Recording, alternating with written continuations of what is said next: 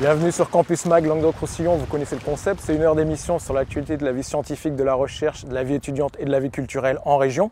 Aujourd'hui, vous avez vu ce beau poisson, on a accueilli dans cette station de recherche en biodiversité marine et on va s'intéresser plus particulièrement à la question des changements climatiques puisque vous connaissez l'actualité, il y a bientôt une grande convention sur le climat à Paris dans un mois.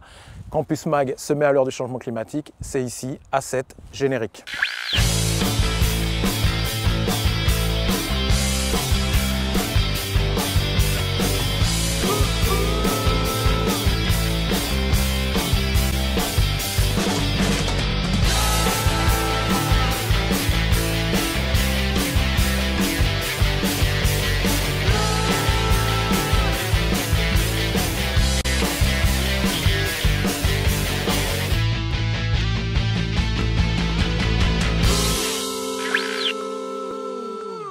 Alors nous voilà donc ici à 7. Merci beaucoup Monsieur Laurent Dagor de nous accueillir ici dans cette station de recherche.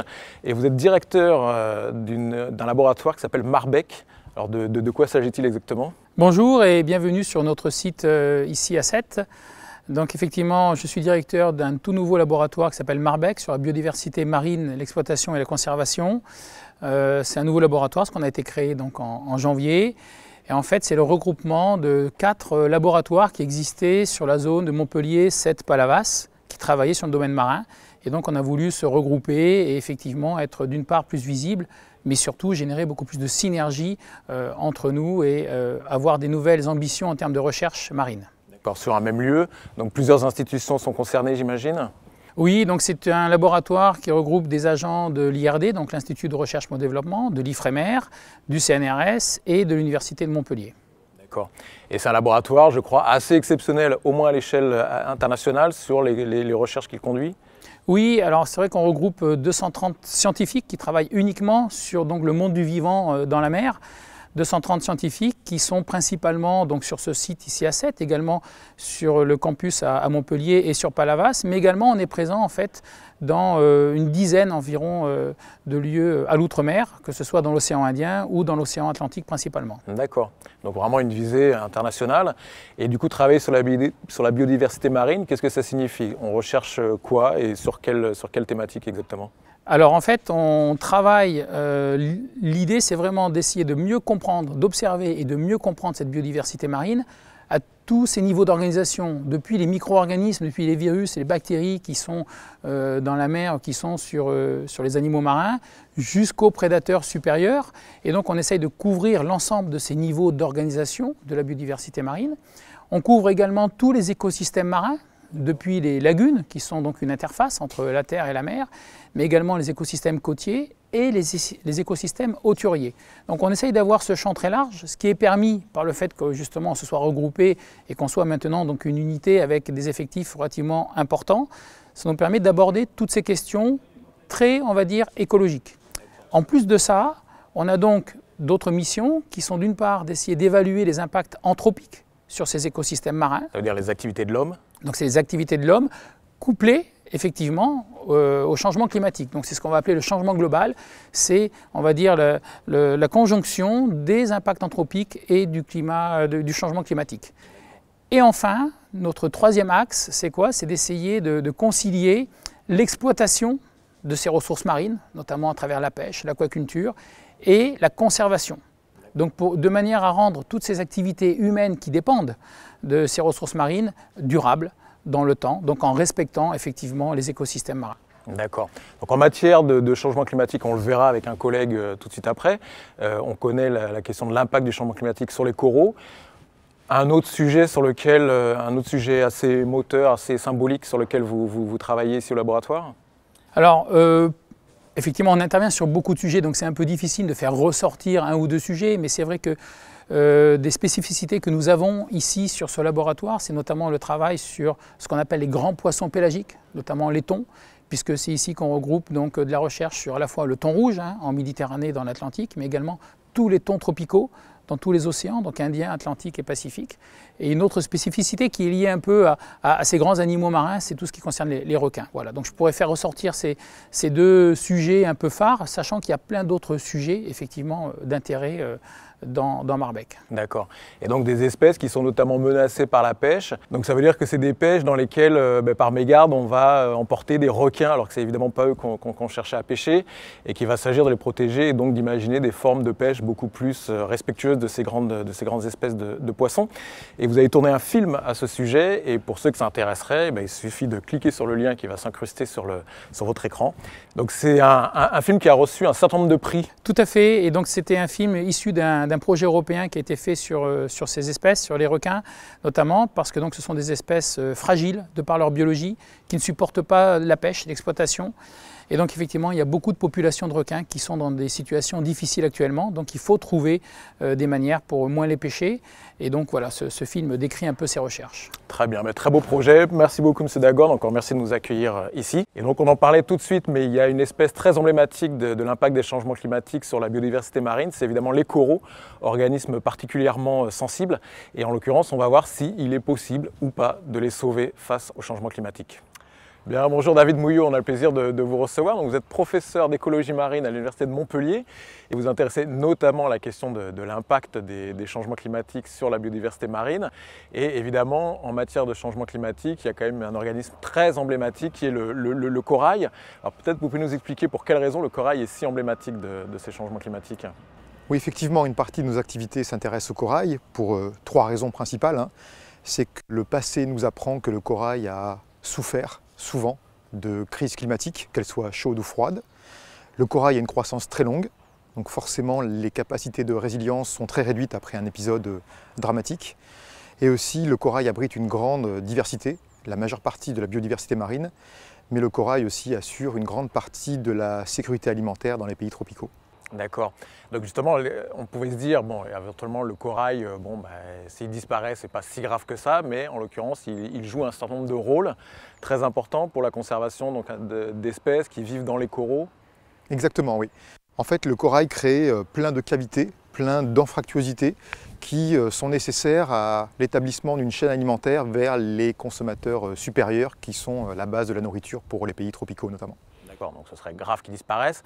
Et en l'occurrence, donc c'est emblématique aussi du fait que le corail répond très rapidement au changement de température, c'est ça? Il est très sensible au changement de température? Exactement, c'est un organisme pour lequel en fait on a une niche climatique située environ entre 17 et 32 degrés. C'est-à-dire qu'il ne supporte pas les températures froides. Donc le passé là aussi nous apprend qu'en fait on a rarement des phases où le corail survit en deçà de 17 ou au-dessus de 32 degrés. D'accord, donc c'est-à-dire que parmi les organismes vivants, le corail est peut-être celui qui est le plus sensible à la température et on peut faire une corrélation très directe entre changement climatique et disparition du corail. Exactement, c'est vraiment l'aspect direct qui fait sa spécificité, d'avoir un lien aussi fort avec la température. D'accord, donc on comprend du coup qu'il est extrêmement sensible. Alors évidemment, quelles sont les solutions possibles pour envisager de conserver le corail dans nos océans?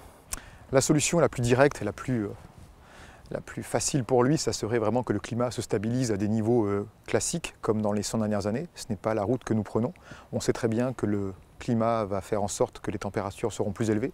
Donc on va sûrement dépasser les bornes de 32, 33, voire 34 degrés dans un avenir relativement proche.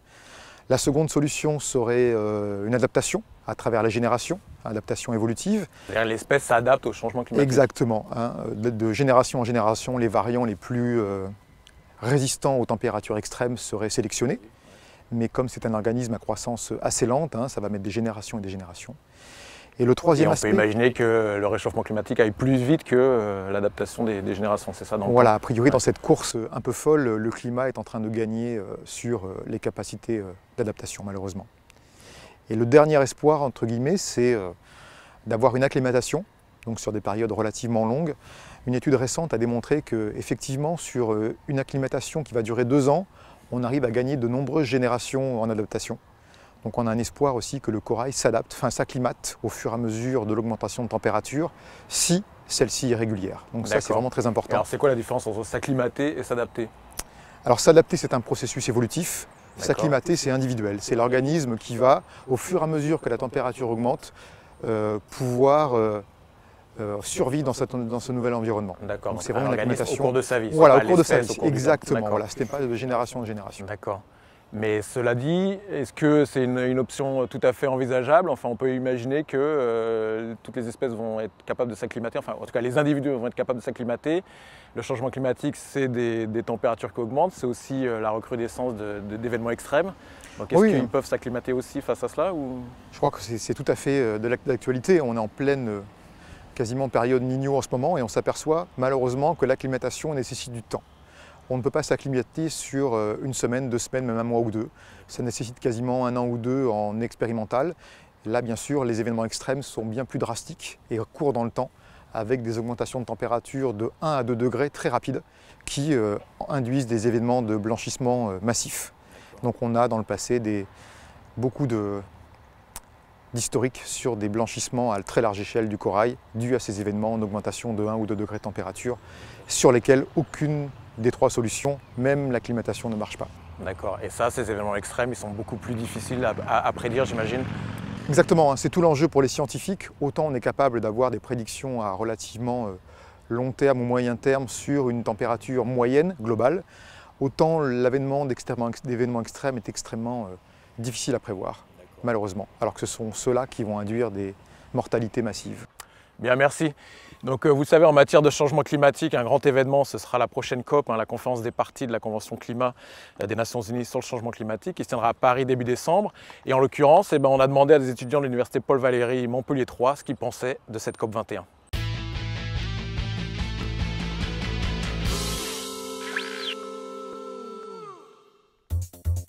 Bienvenue dans cette édition spéciale sur le climat Campus Maguelère. Nous recevons aujourd'hui 3 étudiants de l'université Paul Valéry Montpellier 3.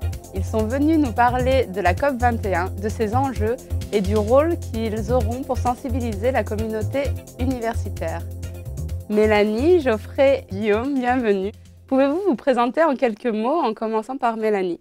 Alors bonjour à tous, je m'appelle Mélanie. Donc, je suis étudiante en 2e année de géographie et aménagement du territoire donc à l'université Paul Valéry. Et voilà, je suis la secrétaire de l'association Le Globe pour cette année universitaire. Donc moi, je fais partie aussi du Globe, je m'appelle Geoffrey et je suis le trésorier du Globe. Donc j'ai intégré le Globe il y a un peu moins d'1 an et c'est un plaisir de faire partie de cette association. Et c'est quoi le Globe exactement? Le Globe, c'est l'association des géographes à l'université Paul Valéry qui rassemble les différentes promos de géographie pour valoriser la géographie sur la fac. Et Guillaume? Bonjour, alors moi c'est Guillaume Poinsignon, donc je suis étudiant en prépa CAPES, donc je prépare le CAPES Histoire-Géographie à la fin de l'année et je suis à côté président de la Fédération nationale des étudiants en géographie en France donc j'assiste le Globe, donc une association locale qui nous permet d'avoir des liens avec ces étudiants et de pouvoir répondre à des questions d'étudiants en géographie et aménagement partout en France. Très bien.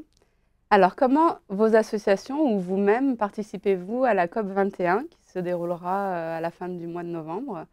Qu'est-ce que vous mettez en place comme action à l'échelle locale ou nationale? Du moins, à l'échelle locale, nous, de notre côté, on essaie de partager déjà sur nos réseaux de l'association pour informer les gens. Par exemple, sur la conférence, on peut partager des liens. Ensuite, on va aussi essayer de passer dans les différents amphis pour, pareil, les informer. Et voilà. Il y a, je pense, c'est quelque chose qui a noté, alors, un article de journal que j'ai vu dernièrement, donc je ne suis plus incapable de dire quel journal c'était. Mais la personne qui écrivait cet article disait que les jeunes n'étaient pas impliqués dans la COP 21. Moi, je trouve que c'est absolument faux. Au niveau national, par exemple, on va participer, donc avec mon bureau et les membres de l'AFNEG, à la grande marche qui aura lieu à Paris le 29 novembre, juste avant l'ouverture de cette COP 21, dont tout le monde parle, mais que peu de personnes connaissent au final, et notamment par la formation de ces associatifs. Donc, pour savoir, par exemple, en quoi votre association peut-elle participer à la COP 21 et pourquoi et comment.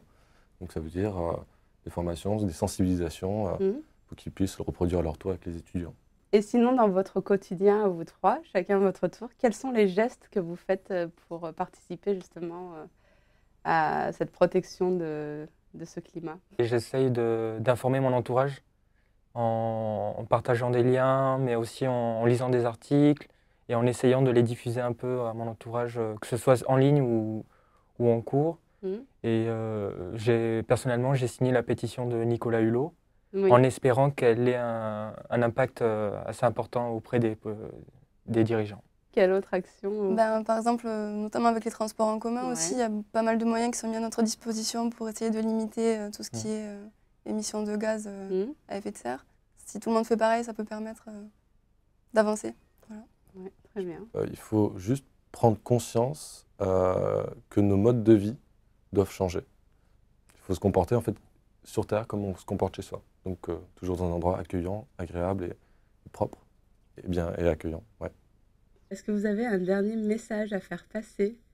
En tant que citoyen, c'est comme ça que je vois les choses, c'est qu'on a un rôle à la fois personnel et collectif à jouer dans ce réchauffement climatique. Guillaume?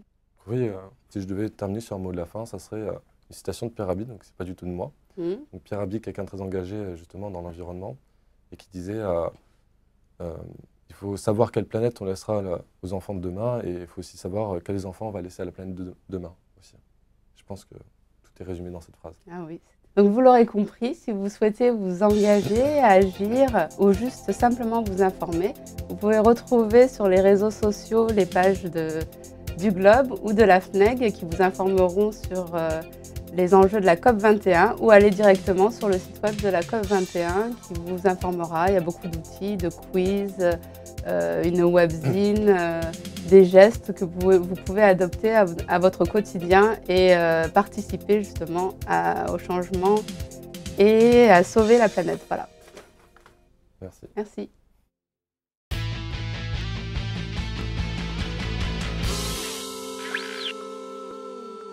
Donc nous voici dans une belle salle de matériel, plein de bouteilles, prêts à plonger. Justement, on va plonger dans les océans avec vous. Olivier Maury, vous êtes écologiste marin, situé ici dans ce laboratoire Marbec, et vous travaillez plus précisément sur les questions de modélisation. Voilà, alors on va plonger dans les modèles plus que dans l'océan réel.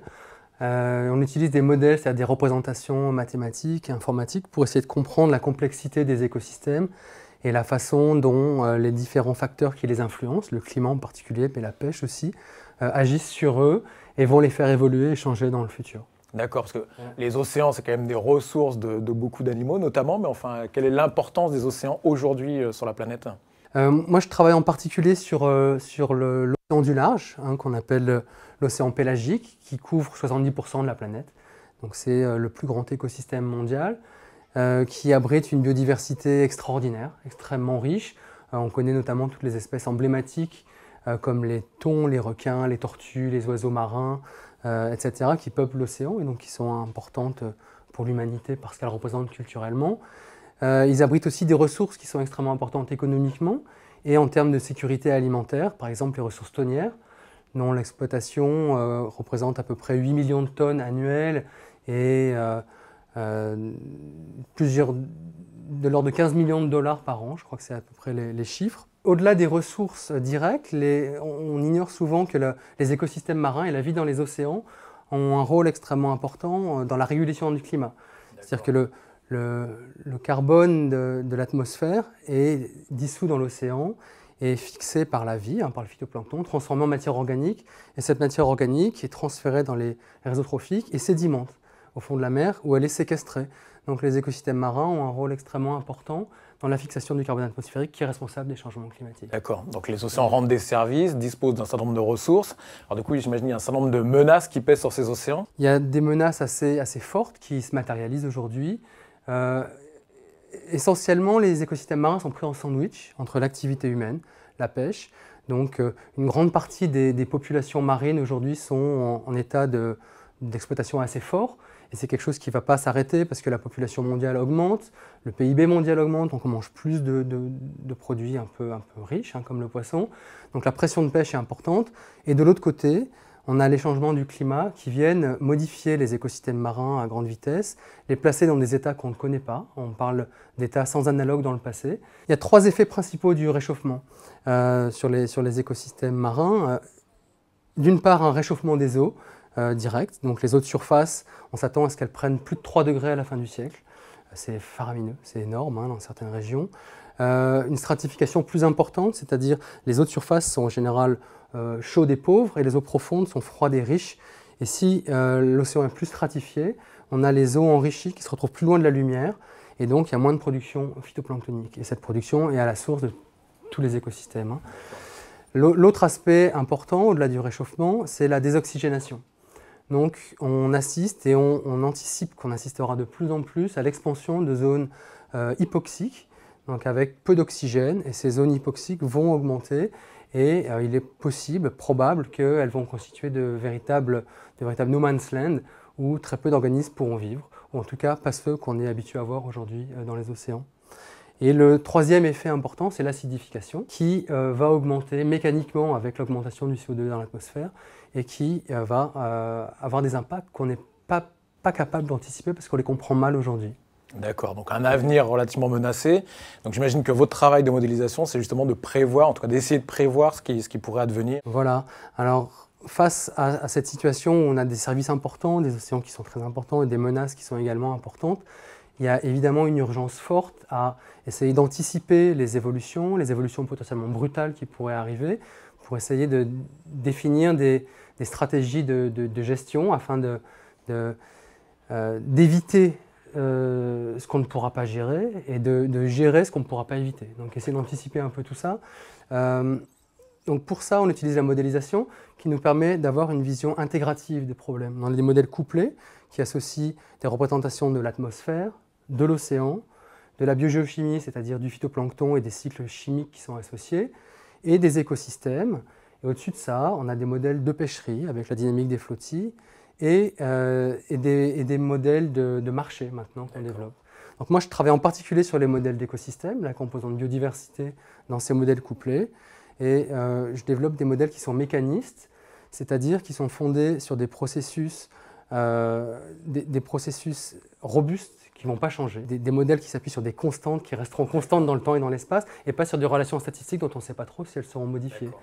Et le fait que ces modèles soient mécanistes permet d'envisager la prédiction avec un petit peu plus de confiance. Très bien, alors peut-être que vous pouvez nous apporter quelques premiers éléments de conclusion que vous tirez de votre travail de modélisation. Premiers éléments de conclusion qu'on peut voir, c'est qu'on s'attend à avoir une baisse de la production primaire de l'ordre de 15% au niveau de la planète, qu'il y a une amplification de cette baisse avec les niveaux trophiques, c'est-à-dire que les écosystèmes de niveau trophique élevé comme les poissons, on s'attend à une baisse de l'ordre de 25%, avec un déplacement des ressources vers les pôles, une réorganisation en fait, des biomasses dans l'océan et des structures des écosystèmes qui vont être totalement modifiées.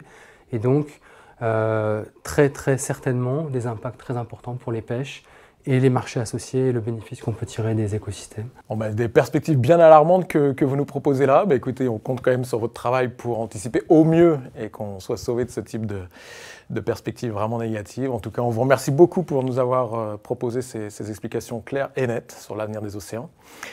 Et pour en savoir plus, avec notamment des extraits qui n'ont encore jamais été diffusés d'un film qui s'appelle Océan, vous pouvez suivre le lien qui s'incruste sur votre écran. Et maintenant, alors, on change complètement de sujet, on sort des océans, on s'en va dans les airs avec les mésanges qui, elles aussi, seraient touchées par les impacts des changements climatiques.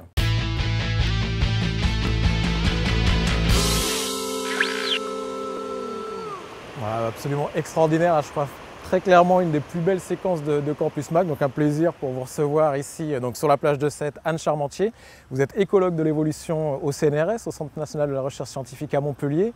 Et alors vous, votre dada, c'est les mésanges et vous travaillez notamment sur un programme de recherche qui observe les mésanges depuis plus de pratiquement 40 ans. Alors qu'est-ce que vous observez exactement? C'est ça, donc on observe des mésanges qui se reproduisent dans des sites où on a installé des nichoirs. Le premier nichoir a été installé en 1975, donc on a fêté cette année 40 ans du programme. Et on s'intéresse à l'écologie et à l'évolution de ces espèces, donc notamment la mésange charbonnière et la mésange bleue, qui sont un peu des espèces modèles en écologie évolutive. Et donc c'est une espèce de Méditerranée, hein? Non, c'est une espèce qui a une très large distribution et qui se retrouve à peu près à travers toute l'Europe. Mais par contre, il y a une sous-espèce en zone méditerranéenne qui est un peu particulière. Et alors, qu'est-ce que vous disent ces observations? Ces observations elles nous permettent de répondre à toute une gamme de questions qu'on se pose en écologie et en évolution. On étudie des processus très variés comme le vieillissement chez les oiseaux. De manière générale, on étudie les processus d'écologie et d'évolution qui ont lieu en milieu naturel et ça c'est assez exceptionnel. D'accord. Donc c'est-à-dire que j'imagine les oiseaux sont bagués, non, comme on voit à la télé ou... Tout à fait. En fait, on a un suivi où chaque individu a une identité connue avec un numéro unique. C'est des bacs qui sont fournis par le CRBPO à Paris. Et donc, tous les oiseaux qu'on observe, on essaie de les capturer et de leur donner cette identité unique pour pouvoir suivre leur reproduction, leur morphologie et tout ce qui est lié à leur vie, en fait, durant toute la durée de leur vie. Et alors les premières conclusions, en tout cas, parce que notamment sur le vieillissement, ça veut dire quoi? Les mésanges vivent de plus en plus vieux ou au contraire meurent de plus en plus tôt? En fait, jusqu'à il y a une dizaine d'années, on pensait que les oiseaux ne vieillissaient pas, tout simplement, parce qu'il y avait trop de prédation et de force de mortalité externe. Et en fait, on a réussi à démontrer avec ces jeux de données à long terme, et notamment celui des mésanges, que les oiseaux vieillissent et on a décrit ces patrons de ces naissances chez les mésanges en expliquant quels étaient les paramètres qui vieillissent et de quelle manière. Et en l'occurrence, ce n'est pas la seule chose que vous observez, c'est un peu le fil rouge de cette émission, la question des changements climatiques. Donc observer des mésanges sur 40 ans, j'imagine que c'est aussi des données très intéressantes sur l'évolution des changements climatiques et leur impact sur les populations de mésanges.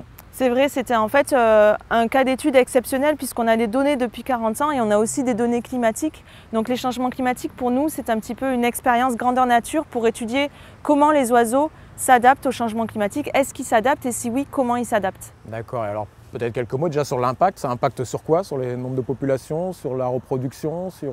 Alors il y a beaucoup d'espèces d'oiseaux qui sont affectées de manière négative par les changements climatiques. Les mésanges, c'est une espèce qui se porte assez bien, ça dépend un petit peu de la zone de distribution. Ce qu'on a observé, c'est que le changement climatique a un effet très important sur leur date de reproduction, puisque en un demi-siècle, elles ont avancé leur reproduction d'à peu près 2 semaines. D'accord. Et ça pose un problème potentiellement ou... Alors nous, ça nous pose un intérêt d'abord d'un point de vue scientifique puisqu'on s'intéresse à comprendre si elles arrivent à avancer leur date de reproduction par de la plasticité ou par de l'évolution. Ça, c'est un problème assez fondamental. Si le réchauffement climatique est trop intense, elles ne vont pas arriver à avancer leur date de ponte de manière suffisamment adéquate pour rattraper le réchauffement du printemps. Et du coup, face à ces impacts, j'imagine que les mésanges s'adaptent. Alors quel processus d'adaptation vous observez? Alors toutes les populations de mésanges en Europe n'arrivent pas à s'adapter aussi bien qu'on semble le voir ici dans le sud de la France. Et on voit qu'en tout cas dans le sud de la France, ce qu'on a vu, c'est que les mésanges ont une très bonne plasticité phénotypique, c'est-à-dire que chaque individu arrive à ajuster ses dates de reproduction d'une année sur l'autre, ce qui permet à un individu de capter des signaux dans l'environnement qui va lui dire comment le printemps va être chaud ou pas et de faire en sorte que ces poussins soient présents au moment où les chenilles sont présentes dans l'environnement. Et ça, c'est une spécificité des mésanges ou bon, vous connaissez j'imagine d'autres espèces d'oiseaux qui sont capables de faire la même chose ou vraiment la mésange... Non, on pense qu'en fait la mésange est un modèle d'étude pour comprendre ces processus parce qu'on a beaucoup de données sur la mésange, mais on pense que le défi du réchauffement climatique, c'est un défi qui est assez similaire chez les mésanges avec des espèces des forêts tempérées qui sont insectivores. Il y a tout un tas d'espèces qui sont confrontées au même problème. Donc maintenant, ce qu'il faut, c'est extrapoler les données à très fine échelle qu'on a sur nos mésanges à d'autres espèces qui peuvent avoir d'autres défis, tels que les espèces migratrices, par exemple, qui sont confrontées à un défi encore plus important que nos espèces de mésanges sédentaires. Pour terminer, c'est quand même un projet qui est assez merveilleux parce que ça fait 40 ans que ça dure. Aujourd'hui, on est dans des échelles de temps, en général pour la recherche, à 3-5 ans maximum. Donc j'imagine que c'est quand même une sacrée gageure de pouvoir continuer d'entretenir un tel projet. C'est tout à fait vrai en fait. La pérennité des programmes à long terme en France, elle est très difficile à maintenir. C'est vrai d'ailleurs pour le monde entier, je pense. Donc en ce moment, on a la chance d'avoir des financements européens et des financements français, mais on ne sait pas combien de temps ça va durer. En tout cas, on essaye de trouver un petit peu des solutions de système D pour arriver à continuer même les années où on n'a pas de financement. Parfait, donc appel aux bailleurs de fonds. Continuer de financer l'observation des mésanges. Anne, merci beaucoup. Merci. Bonne continuation dans ces travaux. Et donc on quitte la plage pour aller travailler sérieusement sur des cours en ligne sur les énergies renouvelables. C'est un MOOC que nous propose l'Université de Perpignan.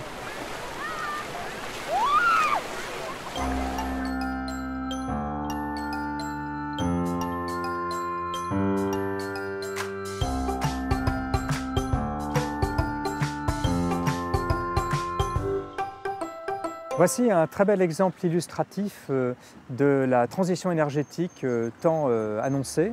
Il s'agit donc d'une borne de recharge pour véhicules électriques. Alors certes, pour le moment, elle n'est pas alimentée à 100% par des énergies renouvelables, loin s'en faut, mais elle le sera sans aucun doute dans un avenir proche. Alors d'ores et déjà, pour tout à chacun, il s'agit d'une véritable passerelle qui va nous permettre de passer d'un monde essentiellement donc basé sur les énergies fossiles et en particulier sur le pétrole qui règne en maître, à un nouveau monde donc, qui, lui, va nous permettre de répondre à tous nos besoins énergétiques sur la base d'un mix d'énergie renouvelable. Alors bien sûr en respectant beaucoup mieux les problèmes environnementaux et en changeant nos habitudes, nos règles de vie, nos modes de fonctionnement. C'est pour ça qu'il s'agit d'un domaine très pluridisciplinaire.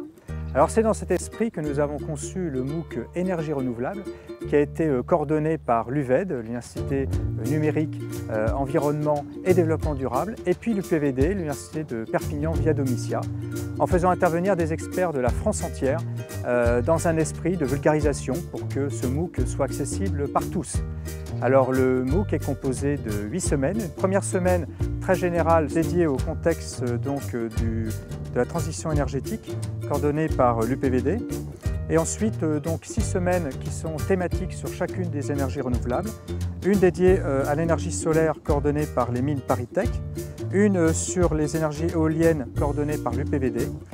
Ensuite une sur les énergies hydrauliques coordonnée par EDF. Une sur les énergies marines coordonnée par l'ENSTA et l'école navale, une sur la géothermie coordonnée par EPF et l'Université de Strasbourg, une sur la biomasse coordonnée par le CIRAD et enfin une dernière semaine transversale sur le mix énergétique coordonnée par l'UPVD. Eh bien, je vous invite d'ores et déjà à venir nous rejoindre en vous inscrivant au MOOC Énergie renouvelable et je vous souhaite d'ores et déjà une très bonne transition énergétique.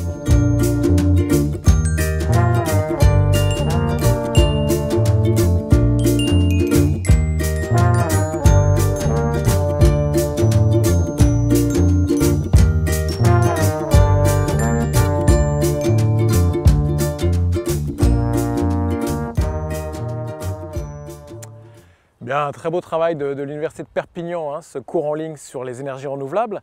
Et alors, sans transition absolument aucune, on retrouve Lionel Simoneau. Vous êtes chercheur à l'Institut national de la santé et de la recherche médicale. Vous avez fait auparavant de la recherche expérimentale, notamment sur les cellules souches. Et vous vous intéressez maintenant à une question très précise, celle des controverses scientifiques et en particulier de la question de l'épistémologie. Alors déjà, si vous pouvez nous expliquer de quoi il en retourne. Tout à fait. Alors effectivement, ce mot épistémologie rebute un peu, il est compliqué. Mais quand on s'intéresse au fonctionnement des sciences et à la démarche scientifique, on fait de l'épistémologie. Alors on va voir que ce mot, il est composé de épistémo, qui vient du grec épistémé, qui veut dire connaissance, science, et puis de logos, qui veut dire le savoir sûr. Par exemple, biologie, c'est la science du vivant. Ben là, c'est quoi? Ça va être la science sur la science, c'est-à-dire comprendre comment se construit la connaissance scientifique. Mais disons que l'épistémologie va essayer de comprendre comment se construit la connaissance scientifique, comment se construit ce savoir, son origine, et puis ses limites de validité. Alors bien évidemment, il y a plusieurs sciences, et donc il y aura plusieurs épistémologies, parce que les modes de raisonnement ne vont pas être les mêmes, par exemple, si on travaille en biologie cellulaire, si on travaille dans l'IFREMER sur effectivement l'écologie des mers, ou en astrophysique, etc., et aussi en sociologie. Il y aura donc plusieurs types d'épistémologie. D'accord, et on peut définir différentes... Alors, il y aura, ce qui est une chose importante aussi, c'est que l'épistémologie, bien sûr, a un lien avec l'histoire des idées en sciences. Les idées en sciences, c'est-à-dire que l'épistémologie de la physique n'est pas celle de la biologie. Il y a à un moment donné des ruptures, etc., des concepts nouveaux, et le moteur, je dirais, d'évolution des pensées en sciences ne va pas être les mêmes suivant que l'on est astrophysicien, biologiste ou sociologue. Et c'est ça aussi, c'est de comprendre cette démarche, et c'est très intéressant, parce que finalement, l'épistémologie nous rend compte sur les cheminements qu'ont pu avoir les scientifiques, les obstacles qu'ils ont pu avoir. Tout n'a pas été simple, etc. Des concepts qui étaient évidents avant ne le sont plus maintenant. Donc vous disiez différentes formes d'épistémologie, évidemment liées à différentes disciplines, différentes formes de sciences. Est-ce que pour autant on peut tenter de décrire ce qu'est la science si on pouvait l'unifier autour de quelques éléments ça c'est une très très bonne question, parce que bien sûr il y a plusieurs sciences, on est d'accord, mais il y a peut-être quelque chose qui pourrait unir toutes ces sciences. Et moi je vois la notion d'objectivité. Et là je verrais deux types d'objectivité. Une objectivité, je dirais, pragmatique, méthodologique, et une qui serait plutôt philosophique. Qu'est-ce que je veux dire par là? C'est que nous, chercheurs, quand on fonctionne en laboratoire, on publie nos travaux, et donc on a, je dirais, une évaluation par nos pairs, PAIR, et donc ça veut dire qu'on est constamment sous le regard de nos collègues. on envoie nos manuscrits à des collègues. Moi, j'en ai reçu effectivement pour évaluer le travail de mes collègues. Et donc ça, c'est ce qu'on pourrait dire une façon de faire qui atténue la subjectivité. Parce que l'objectivité n'existe pas réellement, il ne faut pas se leurrer. Mais donc chaque chercheur a une subjectivité, dans le sens où il peut s'engager sur tel ou tel type de recherche. Mais le fait que tout ça, effectivement, on est sous le regard des autres collègues, atténue cette subjectivité. On a donc une objectivité, je dirais, pragmatique. D'accord. Et après, il y a une objectivité philosophique qui, à mon avis, est très importante pour définir ce qu'est la science et ce qui ne l'est pas.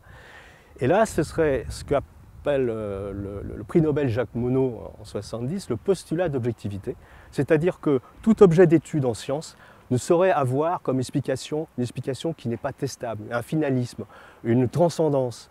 Donc c'est la raison pour laquelle, par exemple, le créationnisme ne peut pas être une science parce qu'il donne comme explication quelque chose qui n'est pas testable. Ça ne veut pas dire que les scientifiques sont fermés, sont obtus, pas du tout, au contraire. Ça veut dire qu'on est ouvert à toutes sortes de théories dans la mesure où ça rentre dans le cadre de ce qui est testable en science. Et le paléontologue américain... Testable parce que du coup, vérifiable par des pairs. Vérifiable, testable, effectivement. Et là, on est ouvert à toutes sortes d'hypothèses. Et quand on nous propose une hypothèse qui n'est pas testable, un peu une explication toute faite, quoi, ça ne tient pas à la route. C'est même pauvre, finalement. Et le paléontologue américain Stéphane Jay Gould a parlé, lui, du NOMA, c'est-à-dire le Non-Overlapping of Magistery, c'est-à-dire le non-chevauchement des magistères, c'est-à-dire la science ou les croyances. D'accord. Très bien, donc une bonne distinction. Voilà. La science ne serait pas croyance.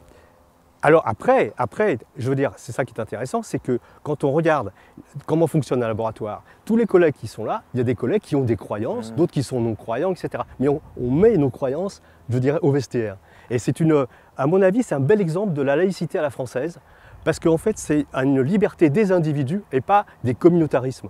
Chaque chercheur, quand vous allez dans un laboratoire, il y a des gens de toute origine, etc. Et donc, ils ont leurs croyances ou leurs non-croyances, mais on travaille ensemble pour le bien commun de la science. Très bien, on les a laissés à l'entrée du laboratoire. C'est ça. Lionel, merci beaucoup pour nous avoir plongé dans cette question un petit peu compliquée, mais enfin qui nous éclaircit beaucoup. Merci beaucoup Lionel. Je vous en prie.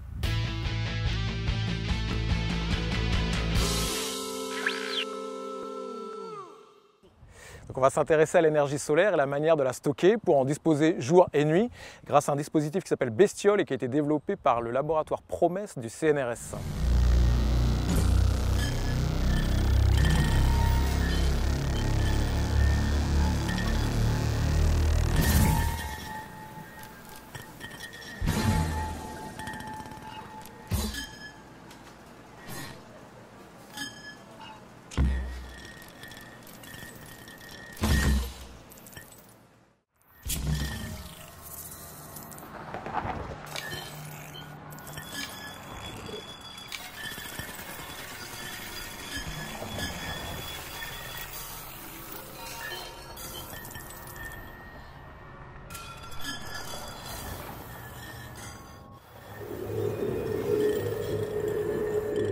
Imaginez. D'abord, vous mettez des particules fines, comme du sable très très fin, dans un réservoir. À la base du réservoir, vous injectez de l'air, un peu d'air, sur toute la surface. Les particules gonflent, puis bougent, s'agitent en tous sens. Vous suivez? Ces particules dans l'air ressemblent à un liquide.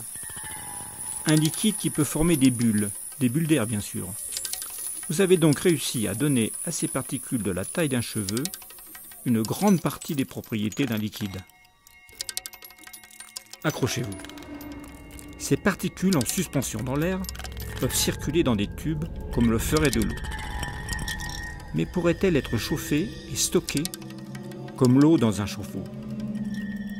En première mondiale, l'équipe du projet CSP2 a pensé utiliser ces particules pour capter et stocker la chaleur solaire à haute température, à 700 ou 800 degrés Celsius. Il fallait un outil, un pilote. Pour tester cette idée nouvelle avec le grand four solaire de Deyo, chercheurs et ingénieurs ont imaginé et construit une expérience pilote. L'idée a été transformée en une technologie. Elle est constituée de tous les éléments d'une future centrale solaire, mais en plus petit. C'est le pilote solaire de 150 kW, surnommé Bestiole.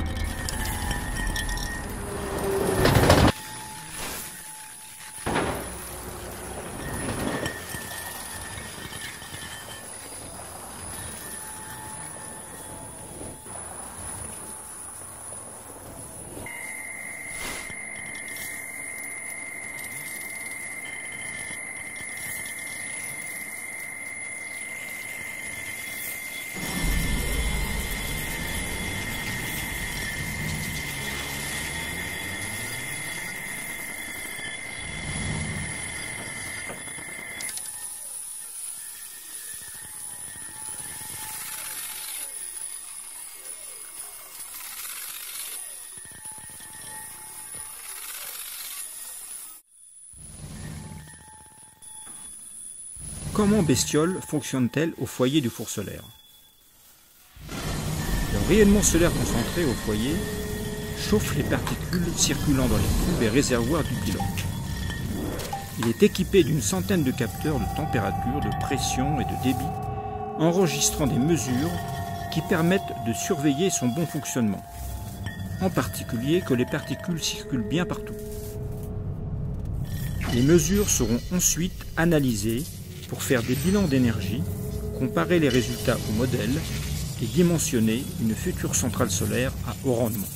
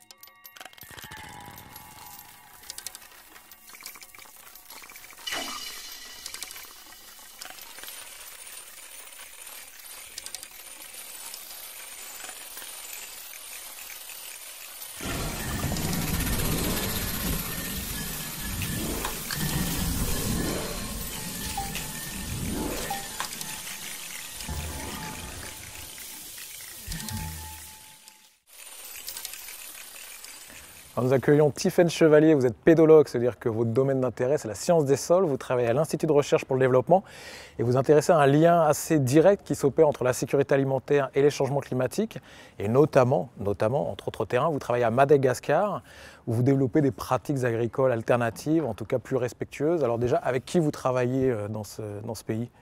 On travaille avec le laboratoire des radioisotopes, qui est un laboratoire de l'université de Tana.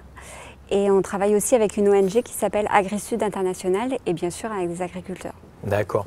Alors on sait que l'île de Madagascar est particulièrement, on va dire, soumise aux aléas des changements climatiques, aussi beaucoup de déforestation. Donc évidemment la question des sols est vraiment primaire. Et donc vous développez des pratiques agricoles alternatives, notamment autour de l'agroécologie. Vous pouvez nous expliquer de quoi il en retourne? En fait, on travaille, comme vous disiez, entre sécurité alimentaire et climat. Et pourquoi des pratiques agroécologiques? Parce que ce sont des pratiques qui augmentent le taux de carbone dans les sols, donc le taux de matière organique dans les sols. Et cette matière organique, elle a de nombreuses propriétés dans les sols, entre autres de retenir l'eau, de retenir les éléments minéraux favorables à l'alimentation des plantes et donc un lien direct avec la sécurité alimentaire. Et cette matière organique, elle permet donc de stocker du carbone, puisque 50% de la matière organique, c'est du carbone. Ce carbone qui vient de l'atmosphère, qui est prélevé par les plantes via la photosynthèse. Les plantes, en mourant et en se décomposant dans les sols, alimentent le stock de carbone des sols. Donc c'est un puits de carbone de l'atmosphère vers les sols. D'accord. Donc la matière organique, c'est super parce que non seulement c'est bon pour stocker du carbone, mais c'est bon aussi pour la fertilité des sols. D'accord, donc un vrai processus gagnant-gagnant. Et du coup, cette matière organique, vous la tirez d'où alors? D'où est-ce qu'elle vient? Elle vient des plantes. Donc c'est soit on plante des arbres dans les champs, donc c'est l'agroforesterie, et donc directement c'est la matière organique qui vient de ces arbres qui alimentent les sols, ou alors c'est des matières organiques qui viennent en dehors de la parcelle, et donc là c'est des composts ou des fumiers qui peuvent alimenter ce stock de matière organique. D'accord, donc ça veut dire que les éleveurs gardent Bon, voilà. C'est aussi un moyen de concilier l'agriculture et l'élevage. D'accord. Et à Madagascar, j'imagine une question très importante, enfin en l'occurrence, l'élevage, l'agriculture. Donc ça veut dire que du coup, tout ce compost est réintroduit dans les sols pour des pratiques agricoles du coup plus respectueuses en tout cas de l'environnement et donc moins impactantes pour les changements climatiques. Ce travail, vous le menez à Madagascar, j'imagine dans d'autres pays en Afrique probablement, et c'est en réseau, vous travaillez? Donc effectivement, nous travaillons à travers aussi un réseau qui s'appelle le réseau CASA, Carbone Sol Afrique, pour une agriculture durable. Et donc ce réseau regroupe surtout des chercheurs africains, donc pas que malgaches, d'Afrique de l'Ouest et d'autres, et des chercheurs européens autour de cette thématique du carbone des sols pour la sécurité alimentaire et le climat. D'accord, donc j'imagine des échanges de bonnes pratiques entre pays. Voilà, de bonnes pratiques agricoles, mais aussi de bonnes pratiques pour mesurer ces teneurs en carbone dans les sols selon différentes pratiques agricoles qui sont conduites. D'accord, alors aujourd'hui, quelles sont les limites qui se posent à la diffusion de telles pratiques? Les limites qui se posent, c'est qu'il faut convaincre les agriculteurs que ce sont de bonnes pratiques, de les adapter selon les contextes, parce qu'il existe de nombreuses pratiques, comme on a dit tout à l'heure, l'agroforesterie, les composts, l'association culturelle, des mulches vivants, morts, enfin...